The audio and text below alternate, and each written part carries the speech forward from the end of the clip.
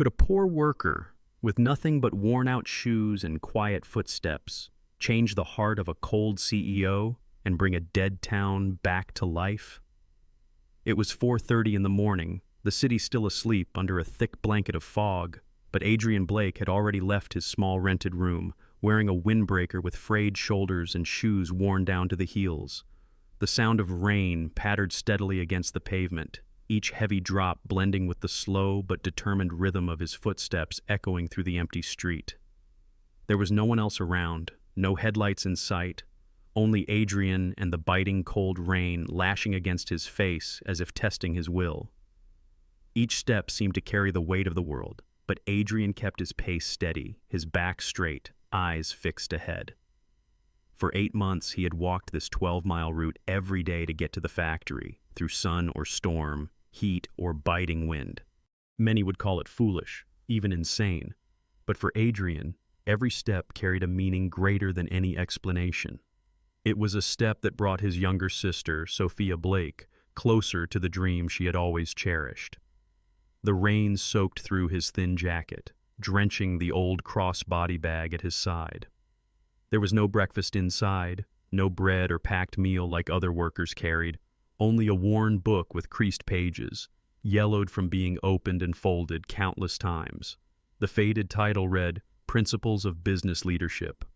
Adrian carried it every day, reading during his breaks, studying management, learning how to lead a team, how to become someone truly capable of guiding others. He didn't dream of overnight success or sudden wealth. His only hope was that one day he might earn a promotion, secure a more stable job, and a salary enough to pay for Sophia's economics degree. Every dollar he earned was saved, every coin turned into tuition fees, into the thick textbooks Sophia used to build her own future. He never complained, never told anyone about the hardships, because deep down he always believed, as long as Sophia graduates, it's all worth it. A sudden gust of icy wind swept through, the rain slapping harder, plastering Adrian's thin jacket to his body, his soaked shoes squelching heavily with every step.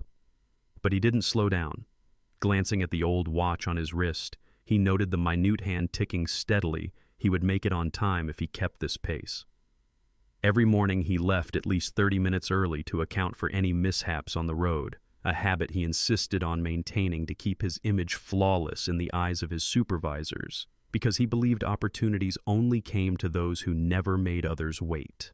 Under the faint glow of the occasional streetlight, Adrian's face was sharply defined, his dark eyes carrying a stubborn determination.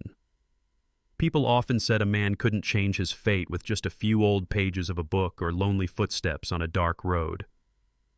But Adrian thought otherwise.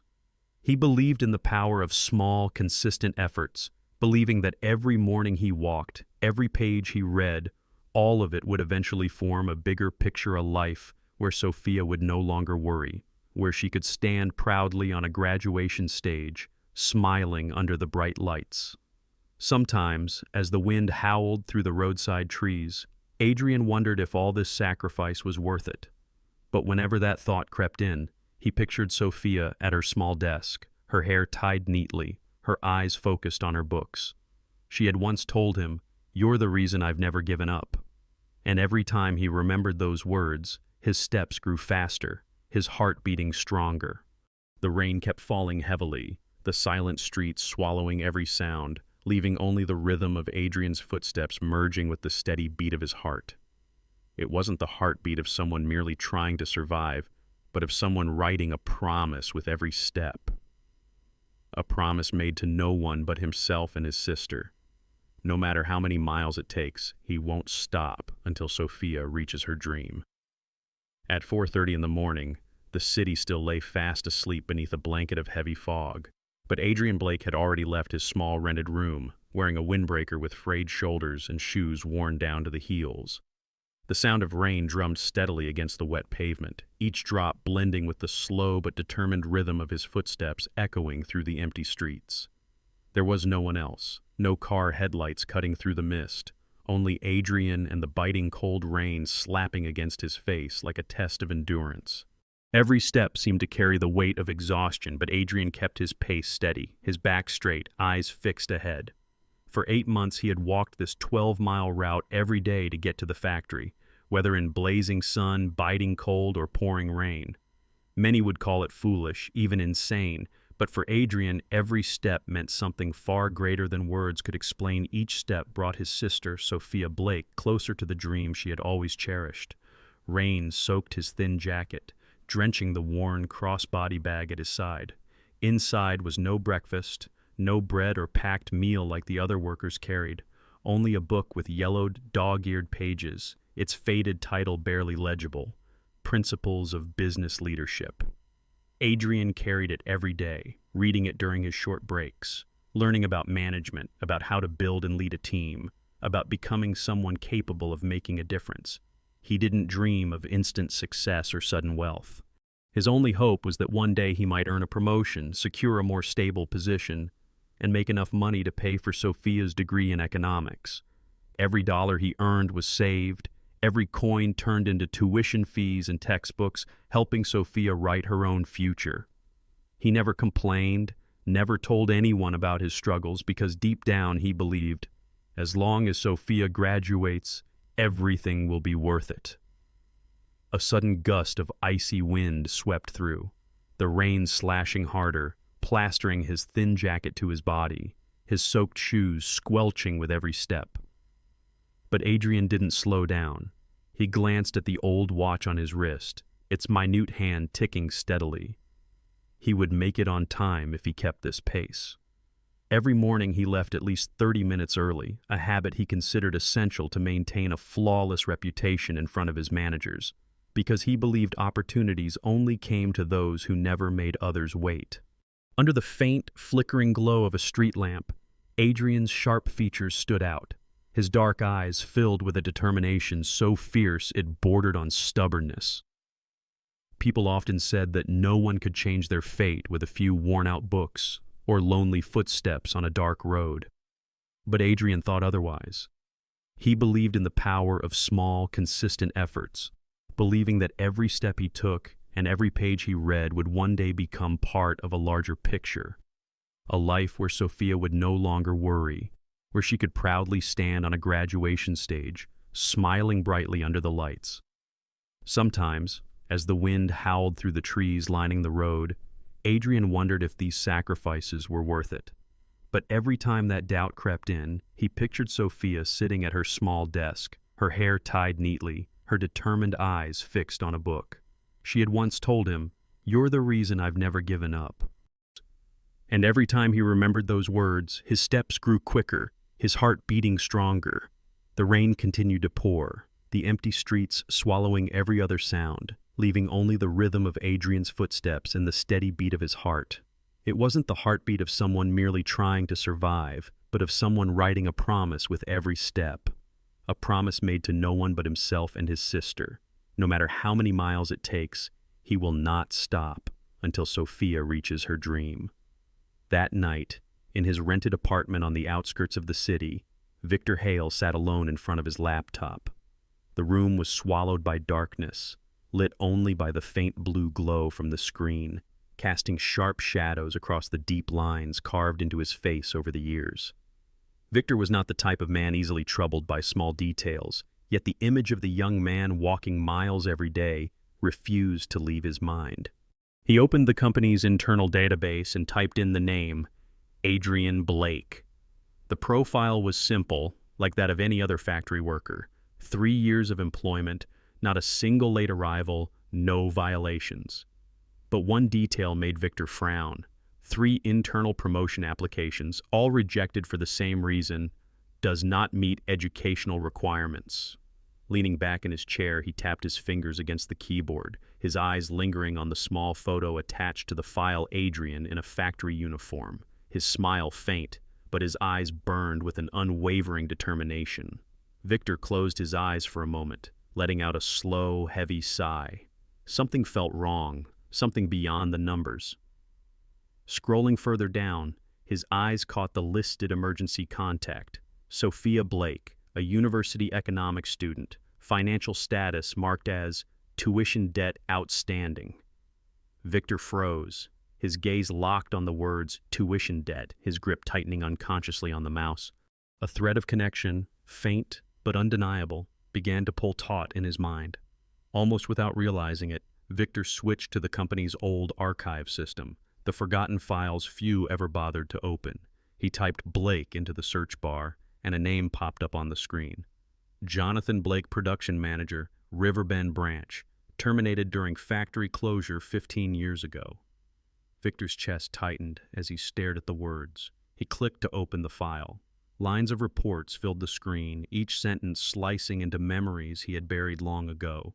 The report stated clearly, Jonathan Blake requested a 6-month extension to complete existing orders, citing family hardship. Request denied due to cost optimization policies.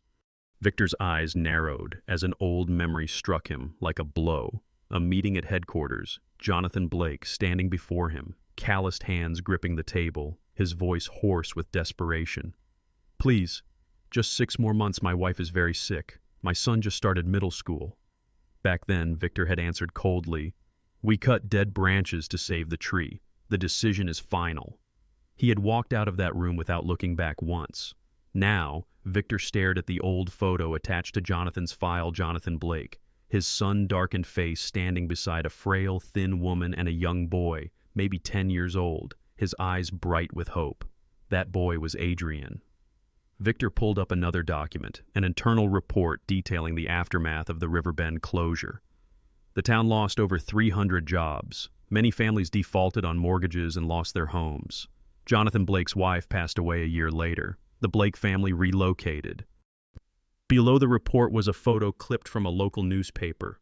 The Blakes' old house boarded up, young Adrian standing outside, his eyes red and swollen, holding tightly to his mother's frail hand. Victor leaned back in his chair, his breath heavy, his eyes shutting tightly as if trying to force the images away. But the harder he tried to push them out, the clearer they became. His voice, low and trembling in a way that was almost foreign to him, broke the silence of the dark room. God, I destroyed their family. I didn't just shut down a factory. I shattered an entire life. Outside, the night rain hammered against the window, but inside, Victor felt a storm far greater beginning to rage within him. That morning, the sky was heavy with thick gray clouds hanging low over the city. Victor Hale arrived at the factory earlier than usual, carrying a janitor's tool bag, his old uniform soaked from the rain. But today he wasn't just there to observe. In his mind, a simple test had already been planned, a small experiment, but enough to confirm whether Adrian Blake was truly the man Victor believed him to be. Victor chose a quiet hallway, deliberately dropping a black leather wallet stuffed with cash, far more money than an average worker could earn in a month. He placed it carefully along the path Adrian always took, then stepped back into a shadowed corner, his eyes fixed on the glint of the wallet against the damp floor. Footsteps echoed, steady and familiar enough that Victor recognized them instantly. Adrian appeared, walking upright as always, his factory uniform clean though worn, his hand holding an old lunch bag. He stopped when he spotted the wallet. A long pause followed, just enough for Victor to catch a fleeting moment of hesitation in Adrian's eyes. But only seconds later, Adrian bent down, picked up the wallet, quickly checked the name on the ID card, then immediately turned and headed toward the security office. He didn't open the wallet, didn't turn it over, didn't even glance inside. Watching from the shadows, Victor's hand tightened around the mop handle, and in his eyes glimmered an emotion he hadn't felt in years: respect. But the morning didn't end there. During the break, Victor watched Adrian sitting alone at a corner table, opening his empty lunch bag, revealing only a small piece of bread wrapped in crumpled paper. Adrian carefully unwrapped it, took a small bite, then suddenly rewrapped it and stood. He walked over to a woman sitting nearby, her head lowered, eyes swollen and red. It was Mara Torres, a worker from the same line. Adrian smiled gently, placing half of the bread in front of her. "You need it more than I do. I'll be fine." Mara looked up, her eyes brimming with tears, but she said nothing, only nodded and whispered a trembling thank you. Adrian returned to his seat, opening the worn book he always carried, his gesture so natural it was as if giving away what little he had was part of who he was. From a distance, Victor pressed his lips tightly. He had met hundreds, thousands of employees throughout his career, had heard countless stories of good workers, but he had never seen anyone like Adrian with his own eyes, a man who had almost nothing, yet still shared the little he did have. A question rose uncomfortably in Victor's mind, gnawing at him. Have I ever met someone like this before, or have I been too busy counting profits to notice them? That afternoon, Victor followed Adrian home again, but this time he stopped his car close enough to watch every step of the young man. Adrian walked as always, through long stretches of streets, never stopping to rest, never listening to music or scrolling through a phone like others his age. Only his steady footsteps and his unwavering gaze ahead, as if nothing in the world could sway him. When Adrian turned into an old housing complex on the outskirts of the city, Victor raised his binoculars from the car. Adrian's apartment was on the second floor of a rundown building, dim yellow light spilling through old curtains. Through the window, Victor caught a glimpse of the room. A thin mattress on the floor, a wobbly shelf with only a few thick books, and a photo taped to the wall. Adjusting the binoculars, Victor's chest tightened as the image came into focus. It was a photo of Adrian standing beside a young woman, Sophia Blake, her smile radiant. Next to it was a handwritten note. Every step I take brings you closer to the dream our father never got to finish. Victor lowered the binoculars slowly, leaning back against his seat, taking in a deep, heavy breath. Outside, the evening wind picked up, scattering leaves across the street. But inside, a storm far stronger was raging within him, a storm of regret, guilt, and an emotion long buried, compassion. His voice, rough and almost breaking, whispered into the quiet car. This boy, he's not walking miles every day just to survive. He's carrying out a promise I stole from his father. Victor sat there for a long time, his eyes fixed on the dimly lit window where Adrian sat quietly reading at a shaky wooden table. In that weak yellow light, the sight cut into Victor like a blade, forcing him, for the first time in many years, to wonder how much of his success had been built on promises he had personally destroyed. The night sky was a heavy gray, rain lashing down in relentless sheets, as if trying to wash away every footprint. Victor Hale sat in his car, parked by the curb, both hands gripping the steering wheel, eyes fixed on the familiar figure walking steadily through the curtain of rain. Adrian Blake kept his pace, his soaked clothes clinging to his body, droplets streaming from his drenched hair down his pale cheeks. Victor glanced at the clock, almost 9 p.m. He knew Adrian had been working for over 12 straight hours and was now walking nearly 12 miles back home, something almost no one else could endure. Victor's car rolled forward slowly, keeping a safe distance. Outside, the wind howled, trees bent under its force, and the rain streaked across the windshield in long, smudged trails. But Adrian kept walking, head bowed slightly, shoulders hunched against the cold wind. Watching him through the glass, Victor felt something unfamiliar rising inside him. A strange mix of admiration and a gnawing unease. By the 6th mile, Adrian's steps faltered. Victor leaned forward, his gaze locked on him. And then, as if a cord stretched too tight finally snapped, Adrian collapsed. His body crumpled forward, hitting the puddled asphalt of an empty parking lot with a dull splash that echoed through the storm. Victor gripped the wheel tighter, his heart pounding unnaturally fast. He hesitated for only a few agonizing seconds, torn between conflicting thoughts. If I help him, will he see it as pity? Will he accept help from the man who destroyed his father's life? But another thought roared louder, silencing everything else. If I don't help him, will he even survive the night? Without another second of doubt, Victor flung open the car door, running into the storm, rain slapping his face like knives.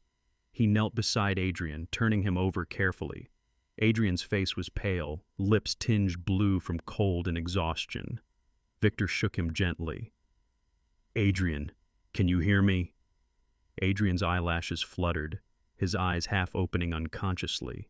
He whispered weakly, his words broken. Jim, don't call. I don't have insurance. Victor froze, his chest tightening.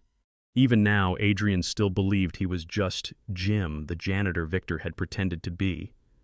And even in this state, too weak to stand, Adrian's first thought was fear of medical bills, fear of being a burden.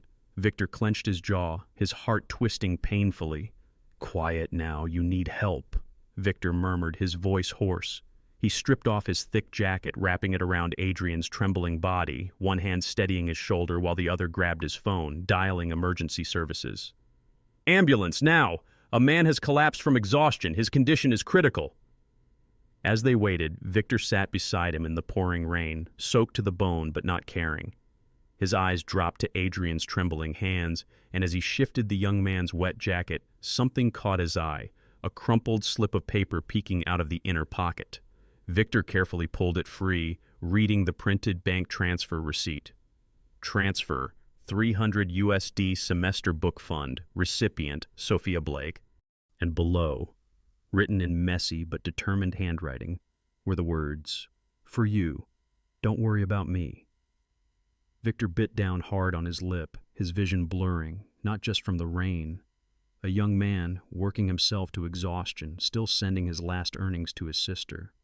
In that moment, Victor felt the world he had believed in the numbers, the revenue reports, the cost-cutting decisions collapse around him.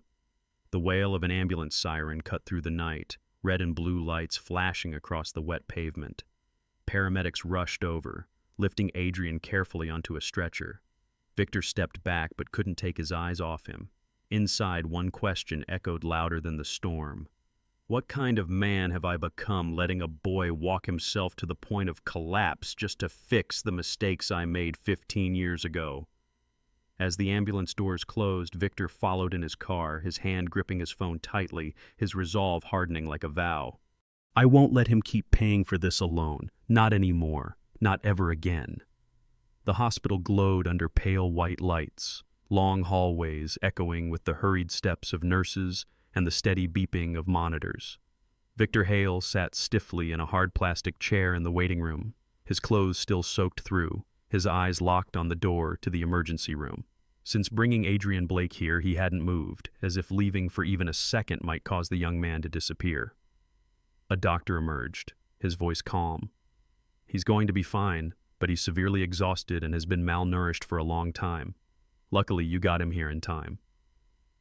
Victor nodded slightly, exhaling, but the weight pressing on his chest did not lift. Moments later, the door swung open and a young woman burst in, breathless, her face streaked with tears. Sophia Blake. The girl from the photo taped to Adrian's wall that Victor had seen. She rushed to the bedside, her trembling hands clutching her brother's. "You're insane. Why didn't you tell me? Why did you hide all this from me?" Adrian, pale and weak, forced a faint smile. "You need to graduate, that's what matters." Sophia broke into sobs, pressing her face into his hands. "I don't need anything if it costs you this." Victor stood silently in the corner, his shadow stretching long across the sterile floor. He still wore the janitor's uniform, cap pulled low, his eyes fixed on the scene before him. Sophia's words stabbed at him like blades, cutting into everything he had believed for so many years. That success was measured by cost optimization, that numbers mattered more than people. Suddenly, Sophia looked up, her tear-reddened eyes narrowing as they fixed on Victor. "Who are you? Why are you here?" Victor froze, his hands tightening, his body stiffening. Adrian weakly murmured, "Jim. He's the one who helped me." Sophia frowned. "Jim? The janitor at the factory? Why would you care enough to bring my brother to the hospital?" At that moment, Victor knew he couldn't hide any longer. Slowly, he removed his cap and set it down, lifting his gaze to meet hers. Under the stark white light, his face was unmistakable. The face that had graced financial magazines, the face known throughout the entire industry. Sophia froze, her eyes widening. You're Victor Hale?" The words cracked through the room like thunder. Adrian's eyes opened wider, shock evident on his pale face. You. Victor drew a long breath, his voice rough, each word heavy as stone. Yes, I'm Victor Hale, and I'm the one who signed the order to close the Riverbend plant. The one who fired your father. I destroyed that town, and I destroyed your family. The room went deathly silent. Sophia shot to her feet, tears still streaming but her eyes blazing with anger. Do you have any idea what you did? You took everything from us. My father died because of you. My mother... Her voice cracked, trembling with rage. Adrian didn't speak, but his eyes bore into Victor. Not with hatred, but with a crushing disappointment that felt even heavier. Victor lowered his head, his shoulders slumping, his voice breaking. A sound unheard of from the once unshakable man. I know, I was a fool. Back then I thought I was doing the right thing, that cutting off a failing branch would save the company. But I never thought about the people behind the numbers. I never thought about the boy who would have to walk 12 miles every day to fix the mistake I made. He looked up, his gaze steady on Adrian. You owe me nothing, but I owe you, and I owe your father an apology. Sophia gripped Adrian's hand tighter, her voice trembling. An apology? Do you think that changes anything? Victor nodded, his tone weighed down, but unwavering. No. But I will do whatever it takes to make it right. I can't change the past, but I can change what happens next. Adrian remained silent for a long time, his eyes locked on Victor. In that moment, Victor felt stripped of every title and power he had ever held. No longer a powerful CEO, but a man standing before his own judgment. And that judgment lay not in his hands, but in the quiet gaze of the young man lying in the hospital bed, the one carrying a promise Victor had stolen from his father 15 years ago. No one spoke again. Only the rhythmic beeping of the monitor filled the room. But to Victor, it wasn't just a machine sound. It was the heartbeat of a second chance. A chance he swore he would not let slip away. The next morning, pale sunlight streamed weakly through the hospital window, casting soft shadows across Adrian Blake's tired face. He sat leaning against the headboard, his eyes still sharp with caution as he watched Victor Hale enter the room. Victor was no longer wearing the janitor's uniform. Instead, he was dressed in a perfectly tailored gray suit, yet his gaze lacked the cold detachment that had once graced the covers of financial magazines. Sophia Blake sat beside her brother, her hands gripping his tightly, her eyes wary. The room was heavy with silence, broken only by Victor's slow, deliberate footsteps as he approached. Victor placed a briefcase on the small table beside the bed and pulled up a chair.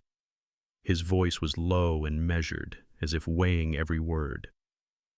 I can't change the past, but I can start doing the right thing now.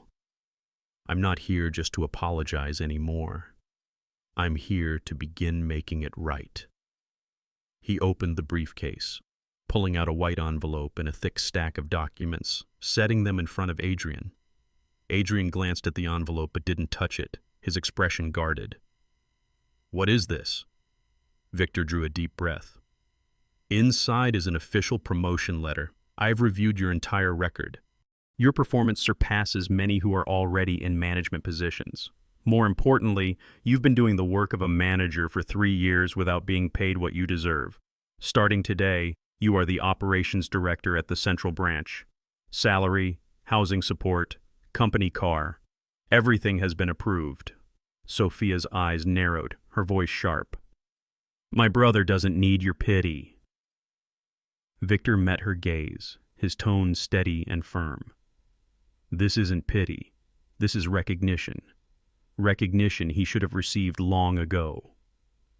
He reached into the briefcase again, handing Sophia another envelope. And this is the Jonathan Blake Scholarship.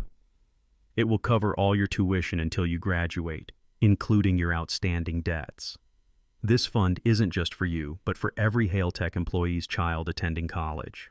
I named it after your father, because he deserves to be remembered as a man who valued people above profit. Sophia froze, her hands trembling as she held the envelope, her wary eyes softening into something more conflicted. She turned to Adrian, waiting for his response. Adrian stayed silent for a long moment, then opened the promotion letter, scanning the printed words. But instead of smiling, he looked up, his gaze firm. "Are you doing all this for me, or because you're trying to ease your own guilt?" The question cut through the room like a blade, but Victor didn't flinch. He nodded slowly, his voice heavy with honesty. "Both. I won't pretend to be noble. I want to save myself from the weight of guilt. But more than that, I want to keep a promise I denied your father 15 years ago." Victor placed another file on the table, his tone resolute. "I'm rebuilding Riverbend. Not just reopening a factory, but creating a modern, sustainable production center where every worker who lost their job will have a chance to return. It will be called the Jonathan Blake Production Center, and I want you to lead it."